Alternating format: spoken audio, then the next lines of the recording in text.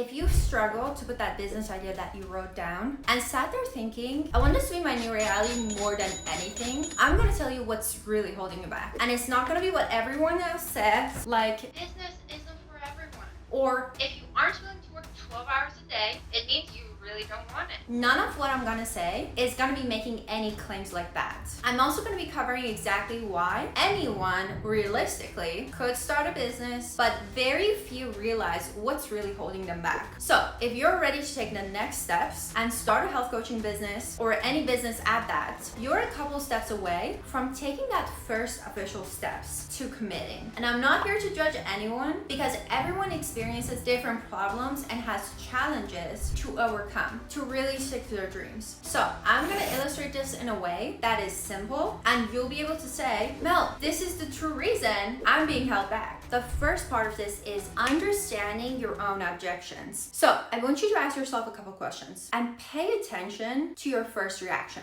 In sales, there are two categories of objections. It's logistical and fear. Most objections are fear or fear disguised as logistical. Logistical means circumstances like, oh, I can't make this financial decision without approval of a spouse or someone who's financially supporting them. But if you don't want to start a business, it's probably fear. For a lot of people, this is going to be the first time you're making such a big investment or a change in your life. And whenever this happens, that implies growth. Growth inherently means you're stepping out of your comfort zone. It's overcoming fear and continuing to maintain stepping out of your comfort zone where many people stop. And a lot of people who really want something will take the first step, but can they maintain the discomfort and the process? That is the stopping point for a lot of people. Now, there's some background on the natural reaction many people feel, but I want to touch on two things. That's expectation and conviction. There are two parts that can make or break a person's spirit in the process of breaking past that first step or cause them to not start at all. Your expectation around different aspects of starting are very likely to be broken, which discourages people, especially in business. Examples like your expectations of how long will it take to be successful, the difficulty level of different parts of your business, and you'll realize that there's things that you like and don't like to do. So I'll run you through a couple of these things. How long will it take? You can see success really quickly without hard work, and it can take a lot of time with hard work. So you have to want to do this because you're excited about what you do. Handling different parts of your business will surprise you because there's a number of different skills you won't have until you do it. You might realize you don't know how to market yourself. You need to work on your sales skills, or you're still getting a grip on how to best help your clients. Being a successful business owner is just a skill stacking. You work on one skill at a time, and being a business owner gets easier over time. That's why nobody is born to be a business owner, but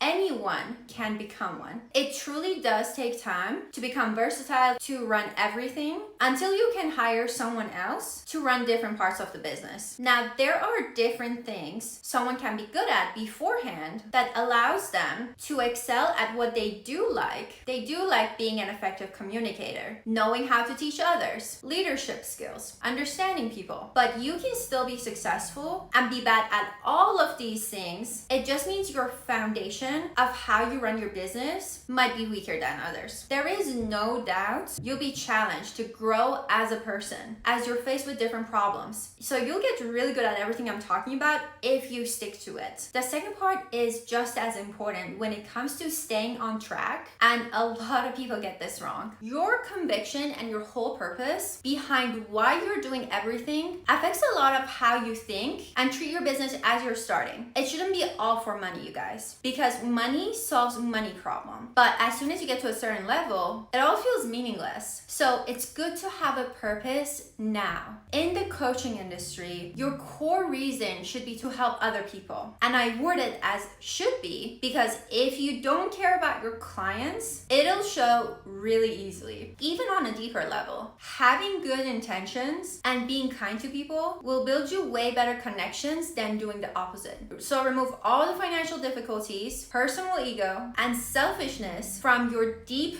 purpose, because what you focus on now now will show you what you get fulfillment from. If you love helping people will inspire you to make an even bigger impact on others, which as a bonus will then make you a lot of money. And with that money, you'll be able to run a bigger business and continue to grow. This final part will tie in exactly what's holding you back from starting. And it's all about accountability. And it's really simple, but it's overlooked. The reality is that it's nobody's fault but your own that you haven't started. What you need to realize is that it is your fault, but you shouldn't feel bad. You just need to acknowledge it's you versus you doing anything. You're mentally holding yourself back because you can really do anything you want and nobody's gonna stop you. Unless you're like obviously breaking laws. Hopefully not. But my main point is that you are setting your own standards and expectations. Maybe you're saying, I'll start when this set of circumstances happen or when I save up some more money. No, you can start now. You never know when it'll take off. Maybe it takes you a year or 2 months or 2 weeks. Probably not 2 days. I don't want to get your hopes up, but it's up to you to try and find answers around being successful. And maybe you struggle to find answers. It took me a whole year of struggling, and then I changed my approach. And then in 18 days, I blew up in my social media. And it's been like that for a lot of people that I've worked with. People where they've taken a couple weeks or up to 4 months. Those are my numbers and how I've built my business to get people results faster than what they do by themselves. So if you're thinking about getting some guidance in the process, join my Facebook group in the description below, check out the other videos I've made in the playlist, and drop a hi on Instagram. Maybe you'll get some more clarity through hearing what I have to say or within other pieces of content that I have. Otherwise, I want to thank you for watching till the end here. I made something for you. I have a much more detailed training on how I scaled my online practice to $25,000 per month and how you can gain 10,000 plus followers in less than 30 days. Here's a playlist that goes super in depth on how to start, and I update it pretty frequently. You'll see more and more videos added to this every week. Thanks for watching. See you on the next video.